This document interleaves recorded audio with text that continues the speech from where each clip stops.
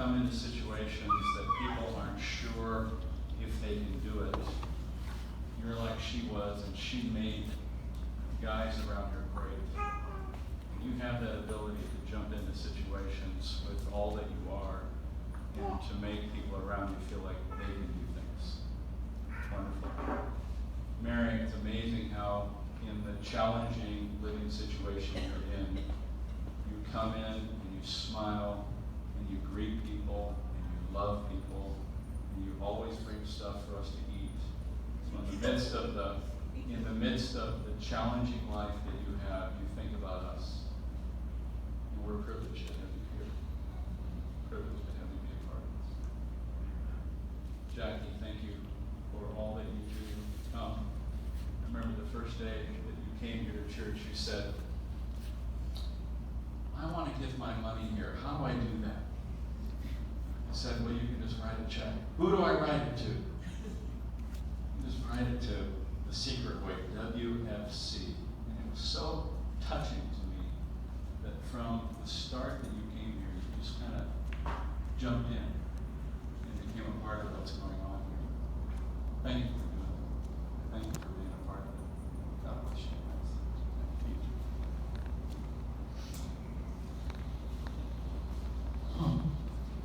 How did that feel, ladies?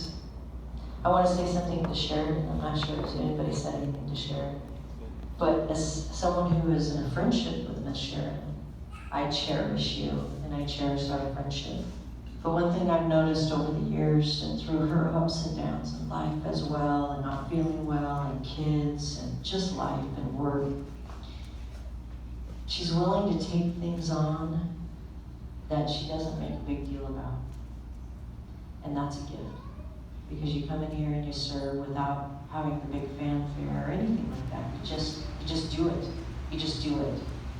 And all the things that we think about that women do, sometimes we're loud, sometimes we're obnoxious, sometimes we're all these things. But without women, God creating what they did.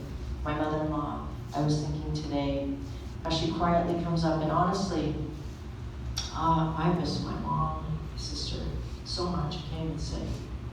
But I'm thankful that this lady started telling her son in the 7th grade, you better pray for a Jesus-loving woman. You need a Jesus-loving woman. And at first she wasn't excited about this Jesus-loving woman. But we grew to love each other and respect each other and have a relationship.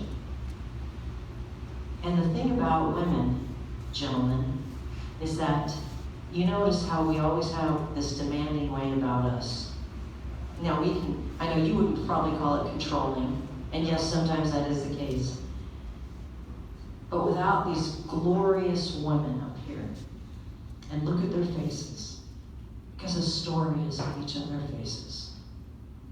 And some of you know their hearts, and some of you know their loss, and some of you know their pain.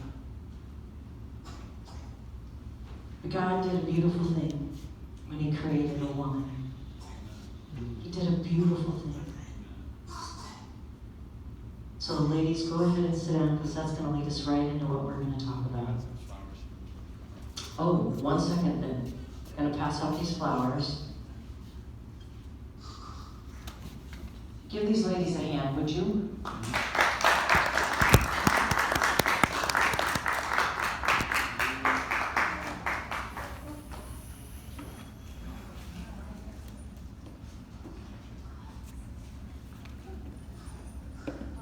Some of them weren't ready for these flowers. Mm-hmm. You can pick them up afterwards as well.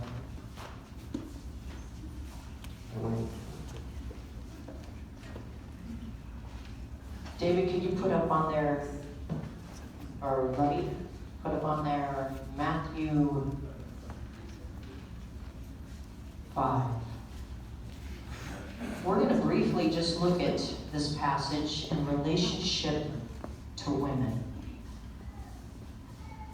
Some of you already know it. It's the Sermon on the Mount. Now, what does that have to do with women? It has everything to do with women, actually. I want to read you a couple things before we get into that passage. When I was preparing for this, honestly, I was all over the place. I thought, Lord, do I really want to talk about moms today? It's such a sensitive subject. It hasn't been a year since I lost my sister, and she was like a mom to me as well. And with Miss Jessie getting ready to see our Jesus face to face, I want to say to her,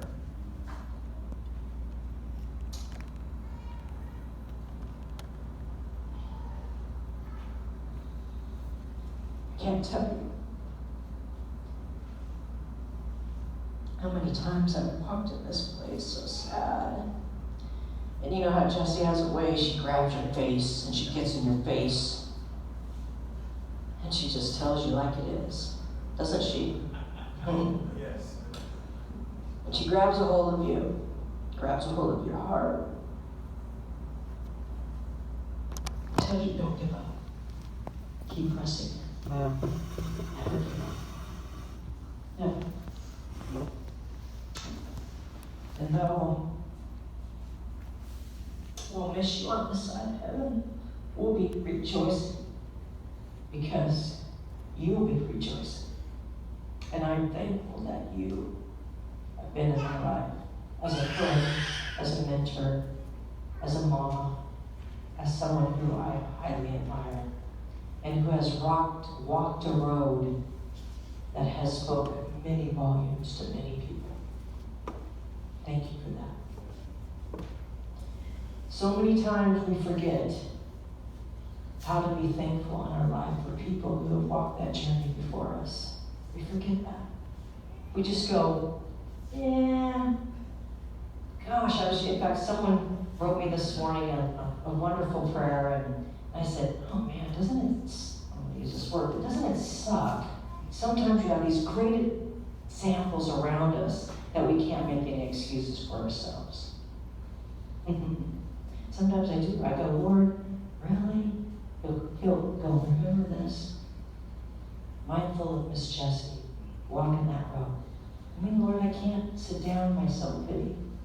Yeah, no, it's not going to work so well for me. How many of us do that? Come on, raise hands. How many of us just want to complain, just want to argue with God, just go, oh, me too. Which brings us right into something that's been on my heart. Me too. Some of you know what I'm talking about. Some of you are uncomfortable with that whole statement. Some of you maybe not even like that phrase. But when I thought about Mom's Day, I thought, Lord, really isn't about moms. What's happening in our culture? We're on the tip of an iceberg about women. Now, wherever you land on that spectrum, some of us have been on the side of being angry. Any ladies here ever been angry? Yeah. No, never. I won't ask you to raise your hand on this, but some of us have been abused and used. Possibly by men in our life, possibly by people in the church, possibly by husbands, by employers, by whomever. The thing that God's been pressing upon me is, where's our voice now? As a Jesus-loving woman, where is our voice now? Now, we can recoil against those who come across so angry, but think about something. When you saw these women up here, what did you see? You saw their face. Whether you know Jesus here or you don't, we're all on a journey. We all have stories to tell. Do we not? Let me read you some interesting facts. I think you'll find them interesting and fascinating. If you can find it, here they are. Did you know 19 things you might not have known were invented by women.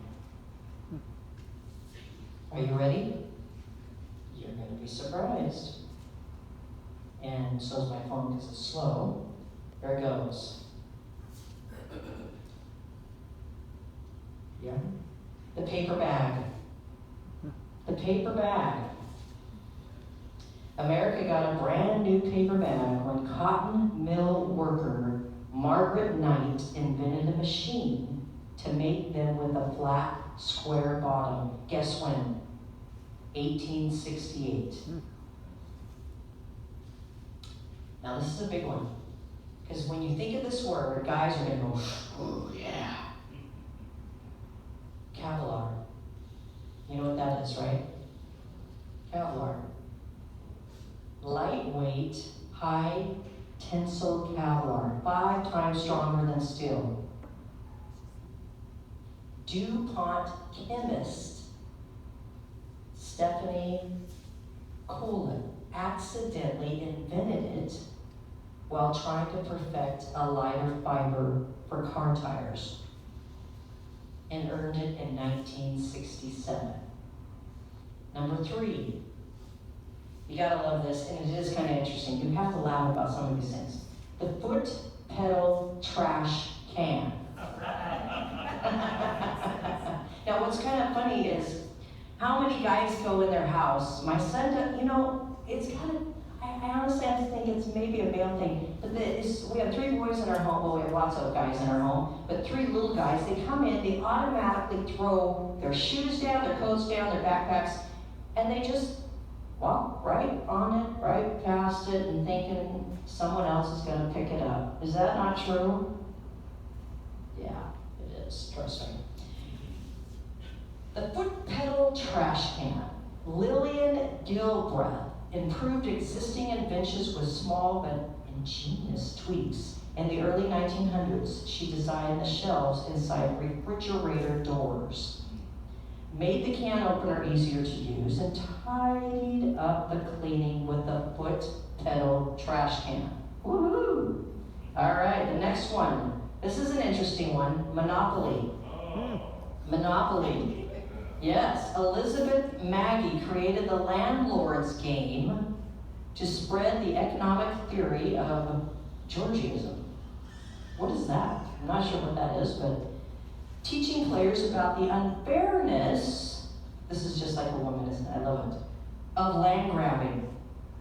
Guys, you don't think about that, right? We don't think about those things. These guys walk around, I mean, seriously, look at our economics program. We don't look at it, we don't look, oh, be careful about what we do. No, but women were thinking about that in relationship to a game. The next one is windshield wipers. Windshield wipers. Mary Anderson. Disposable diapers.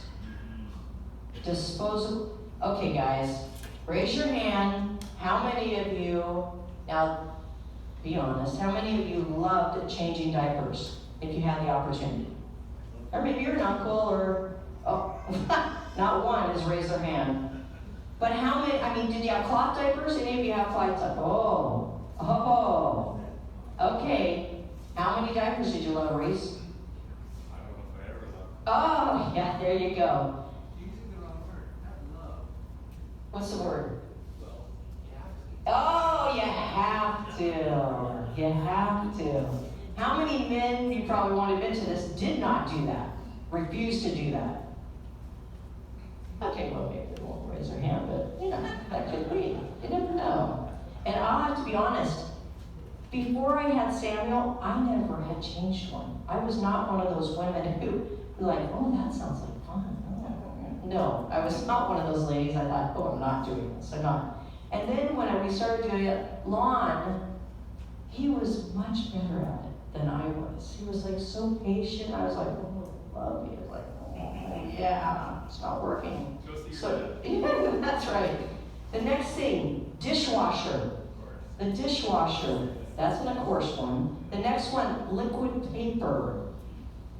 I'm reading quickly through these. The alphabet blocks. That makes sense.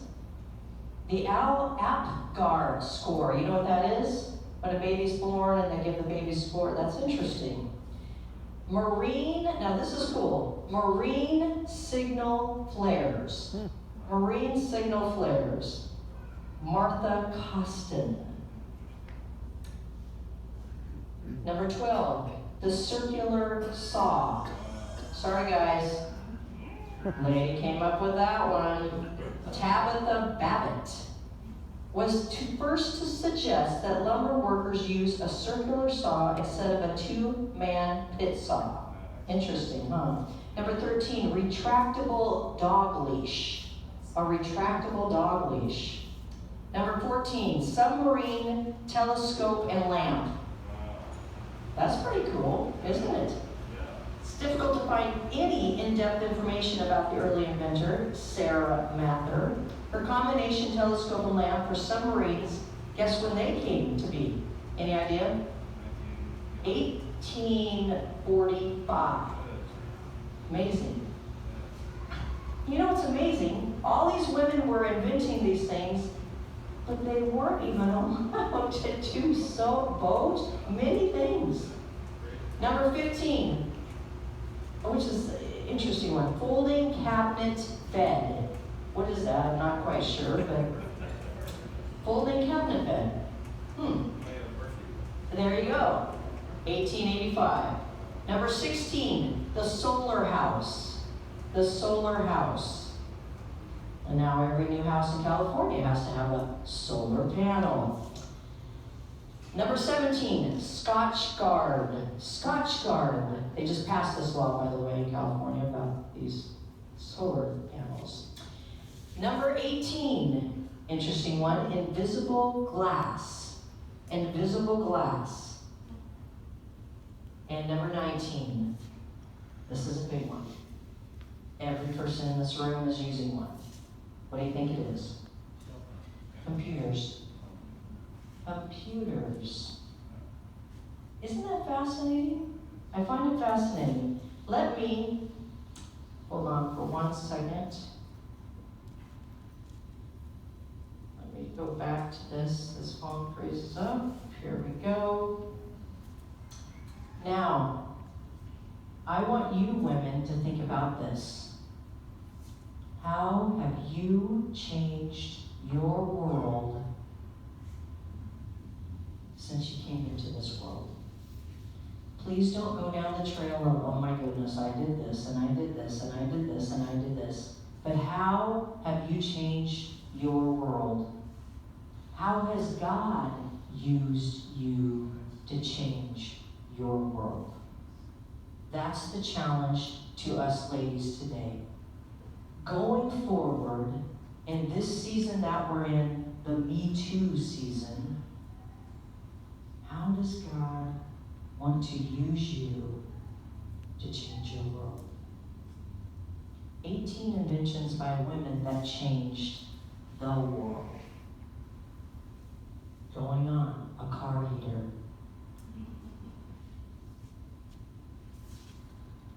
The fire escape.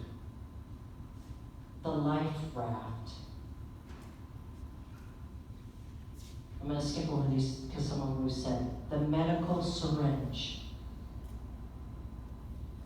The modern electric refrigerator. The ice cream maker. Well, of course. I know. More telecommunications technology than you could shake a stick at. By Dr. Shirley Jackson, was the first black woman to receive a PhD from MIT in 1973 while she was working at Bell Laboratories. She was the one who conducted the first breakthrough with scientific research. The dishwasher, of course, we said, wireless transmissions technology. Are you getting an idea of almost, it's pretty incredible. Almost everything in our culture that we're using, women have been on the forefront of this. But why is it that us ladies cannot see where our worth is and who truly cherishes us. Why is it that we continue to go down these roads that tend to devalue who we are? Take a look at this passage up here. When Jesus saw his ministry drawing huge crowds, he climbed a hillside. Those who were apprenticed to him, the committed, climbed with him. I want you to remember that phrase. The committed climbed with him. Women and gentlemen, are we willing to climb to be with our God and to be with him and know that it doesn't matter? It doesn't matter what anybody else thinks of us. It doesn't matter what our husbands, our friends, our workers, our employers, however they treat us. Well, that's a whole other subject. But what matters is truly what God thinks of us. He sat down and taught them taught his climbing companions. That is what he said. You're blessed. Can you scroll up a little bit long? I want you to hear this. No, go back. You're blessed when you're at the end of your rope. Ladies, you ever been at the end of your rope? Yeah. Anyone volunteer what that means? Have you ever said to your kids, your husband, I'm done. I'm done. I'm not doing this anymore. You're driving me crazy. I'm done. Have anybody ever said that? I think we all have, right? I'm done. I can't do this job anymore. Man, I can't be a mom anymore. This is crazy stuff. I can't do this anymore. I'm done. Blessed when you're at the end of your rope. Ladies, can you say, I'm blessed? I'm blessed when I'm at the end of my rope. I'm blessed when I'm done. I'm blessed when I'm sad. I'm blessed when I'm discouraged. I'm blessed when I'm happy. I'm blessed when I'm sick. I'm blessed. With less of you, there is more of God and his rule. When it's less of me and more of Jesus, my family gets me more present. You get that? And getting out of my busyness, getting out of my worry, getting out of my anxiety, getting out of my doing, and being more with Jesus, my family gets me more present with them. Emotionally, spiritually, and physically. Okay, go to the next one. You're blessed when you feel lost. You're blessed when you lost what is most dear to you.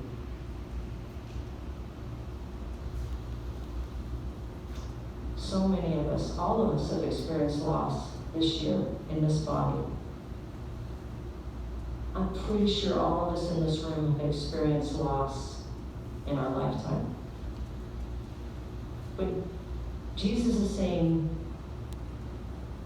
you're blessed when you've lost what is most dear to you. Only then you can be embraced by the one most dear to you. When we come to the end of our road, what do we usually do, ladies? Instead of trying to control our husbands, or our families, or our friends, or the work environment, we usually go, Jesus, I need your help. I need your help. That's huge. Because Jesus was waiting for it on the front end, but usually we get to the back end and we go, Lord, I need you. I need you.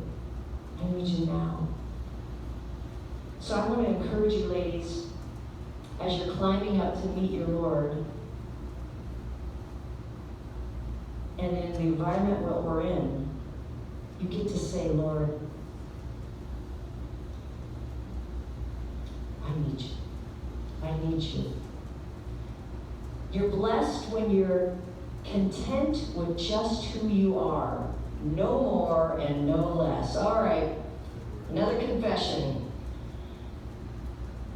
Ladies, how easy it is to compare to others. All right, young ones out here, young. I'm looking for young. Natalie, Tell me how it is, how hard it is. You don't even have to verbalize this, I know what you're going to say, but tell me how hard it is in a school situation where all these girls around you are vying for whatever attention. Is it easy to want to compare yourself? It's not. Tell me why.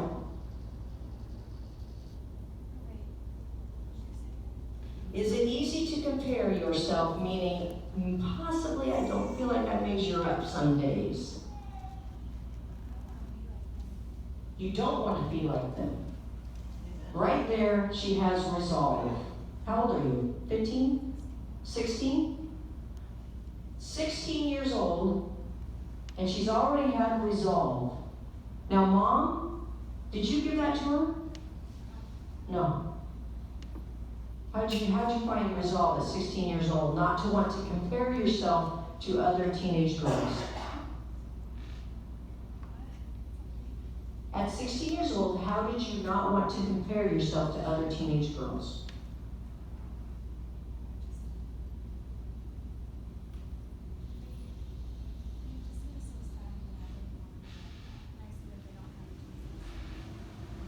So it's your relationship with Jesus. See, somewhere the Holy Spirit got a hold of this young lady's heart and has put a deep conviction in her about who she is. Some of us don't figure that out till a little bit later. And so what we do is we tend to get into relationships that, we let them define us, and then we do da-da-da-da-da, and we're doing all this stuff. Or we get in maybe multiple marriages, and by that time we're going, oh my gosh, I don't even know who I am. What am I doing? Who am I? And we start again on that comparison road.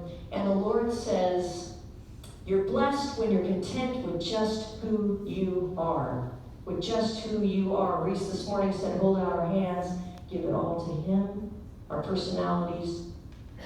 And I would say, ladies, even our bodies, because here we are in constant bombardment of what we see on TV, when we go into, it's everywhere. But are we content with who we are? Are we still that creepy little voice inside? Whether it's the enemy or still those old voices of childhood, or because someone said you were this or that, or someone put some kind of abuse on you and then told you you were nothing. That's a lie. It will forever be a lie. Because when we come to Jesus, He says, I love you just as you are. I want you to learn to be content with who you are. That's a toughie. That's the moment you find yourselves proud owners of everything that can't be bought. Are you hearing me? Everything that cannot be bought. I weep for the women that are still not with Jesus because they are still defining themselves by something else, and they're angry and they're hurting.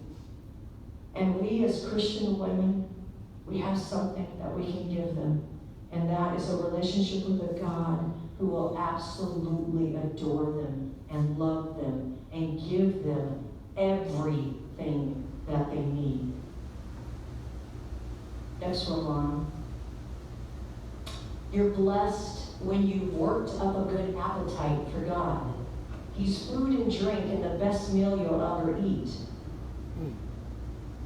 You're blessed when you worked up a good appetite for God. That's kind of an interesting verse, isn't it? What does that mean? Anybody got any ideas? Anybody? Nobody? It's amazing, our appetites, isn't it? What do we crave? That's the question. What do you crave? Sometimes I crave other things than God. Anybody here? I'm not just talking about food. There's other things that can delight my soul, but not in a healthy way necessarily, that can bring more harm to me emotionally or spiritually. And that increases my appetite for other things. When we go down that road of shame and guilt, and desires that things are not from the Lord, it brings us more what? Pain. And then we get in that cycle. But when we work up an appetite for the Lord, and that doesn't mean about going about doing all these things, but that means sitting with the feet of Jesus and letting him love on us, and we love on him, and knowing our value is not in who we are, how pretty, how handsome, how what we do, blah, blah, blah, but it's in him.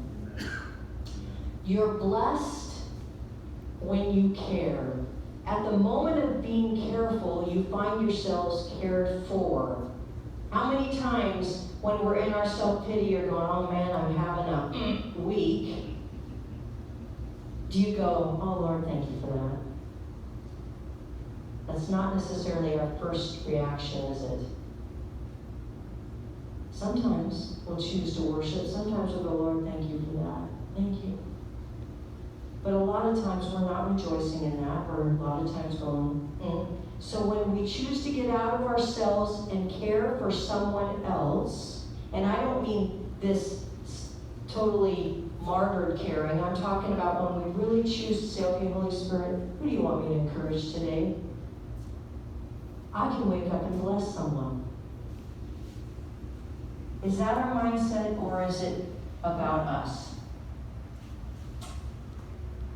When you're blessed when you get inside, when you get your inside world, your mind and heart put right. Reset again this morning goes, I feel tweaked sometimes when a thought or I've done something, and it's like, it gets me off kilter with my relationship with Jesus. And how quick the enemy comes in and goes, yeah, you might as well stay that way the rest of the day, because it's not going to work. But it says, you're blessed when you get your inside world, your mind and heart put right. Then you can see God in the outside world. When we get our eyes off ourselves, then we can see the Lord working. And it just changes our perspective. A lot of times it's just an attitude adjustment or a heart adjustment. Next one on.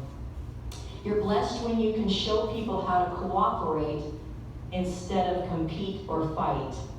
Ooh. Who loves to fight here? Oh, no one's raising their hand. I honestly like to argue sometimes. I do. There you go, Jesse. Thank you. I'm with you, honey. I like to discuss. No, wait, what do you say, Deborah? Don't like it. Okay. Raise your hand if you love to avoid conflict.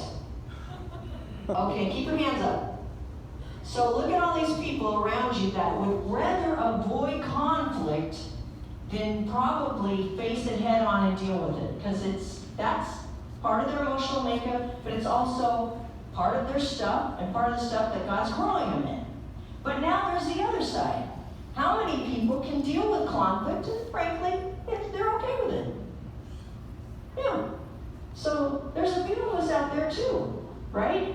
How many people create conflict? Now how many people I can be one of those people too. I can push every button if I want to. Any button pushers here? There you go. Any people that want to just especially ladies, sometimes with your husbands, you just kind of, man, I just want a response. Are they dead in there? What's going on in there? Oh yeah, see? Smiles. Bring it to them. Oh yeah. Oh, tamp that down. So wait, how does that work? How does this conflict? I love this part. See what I mean? Okay, go for it. I think it's a little amped up sometimes. And amped up, what does that mean? Oh, maybe running on fumes, getting a little ragged, getting a little bit running on adrenaline. It's like, whoa. And does that mean he just wants to control everything around him? I'm not sure. I don't know quite how to describe it. It's, okay, you want a little tiny word picture? Yes, we do. Okay. So I'm kind of a messy person, and I can handle a lot of chaos around me and still function. And Reese's upbringing was much more ordered than that. So I've learned over the years that, how to keep a clean house to a large degree, except for the dining room table. And my poor husband will come home sometimes, maybe he's been gone all day, he's had work at 7:30 and meeting after that, and then meetings after that. Maybe he's fasted. He'll come in and he'll see maybe after a day with our grandbaby at the house. And she's destroyed everything. We've nicknamed her Ivy Destroyer. Because she doesn't just pull one thing out of her drawer, she pulls everything out of the drawer. And then she just leaves it there because she's only one, right? So my poor husband will come home and he'll be like, wow. But he won't say anything about the house, but he'll look at one thing and he'll say, why is that there? What is that one thing there? You know? And he wants a response from me, and I'm like, I have no idea what is right there. So we're trying to work through our dysfunction of how we are comfortable in life and how to eliminate that unnecessary conflict. But sometimes it's just inevitable. Yes, it is. Whoa. Turn that. I can relate. I'm more like Reese.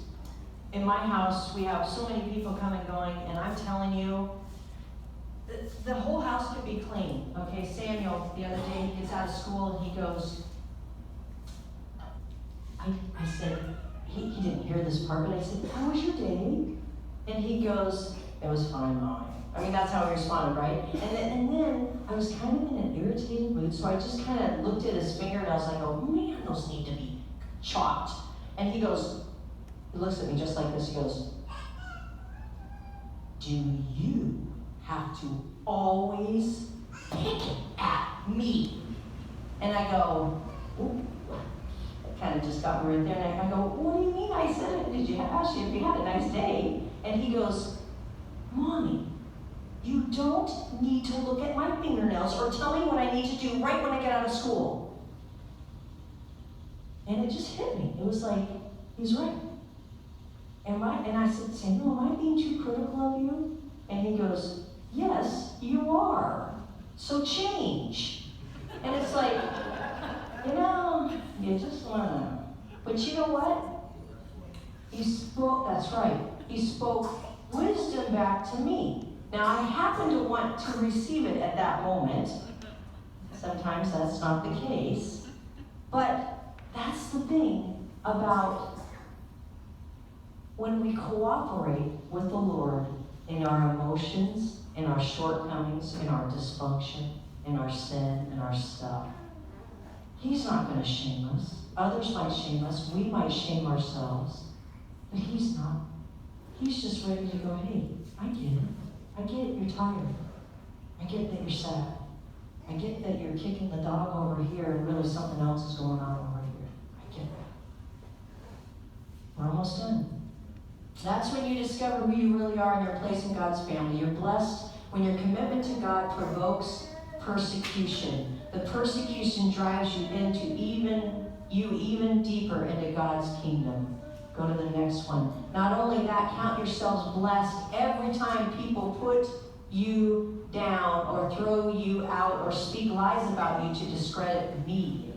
What it means is that the truth is too close for the comfort and they are uncomfortable. Go to the next one and we'll round it up. You can be glad when that happens. Give a cheer even for though they don't like it. I do.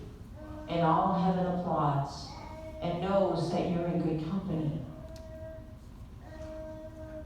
My prophets and witnesses have always gotten into this kind of trouble. Isn't it fabulous that Jesus knew that we were going to have all the above, we were going to do all the above, and that he gave us a recipe for when we're persecuted. And I mean, now this is talking about a different type of persecution, but ladies, there has been a form of persecution on women. Because the enemy knows if he can stifle women and stifle their voice, then he can change the course of a family. He can do that with men and fathers as well. But with women, we tend to drive so much on our emotions, which gets us into trouble, yes. But as we're going today, and you're going home with your families, or just having fun, or hanging out with your spouses, or your kids, or whomever, or just with friends, Jesus is in, hear me on this one, Jesus is in the Me Too movement. If we allow our voices to be heard with his voice, he is changing this nation. And oh man, it's uncomfortable. It's really uncomfortable. And some people are all over the spectrum. So as we close today, I want you guys to remember that Jesus is all about your relationship. Ladies, when we get preoccupied with everything else, go back to the feet of the Lord and say, Lord, I need you. I want to be with you, because he wants to be with us. And men, continue to tell the women in your life, the daughters in your life, the girlfriends in your life, the friends in your life, how special and how cherished they are. They need to hear this more than you know. Women love affirmation. They love it. They love to hear those words. Not only I love you, but they love to hear how special you are and how unique you are. Please don't stop. And ladies, if you don't have that in your life, I'm going to tell you over and over and over that our Lord delights in you. He cherishes you. He loves you. He wants to be with you. And don't forget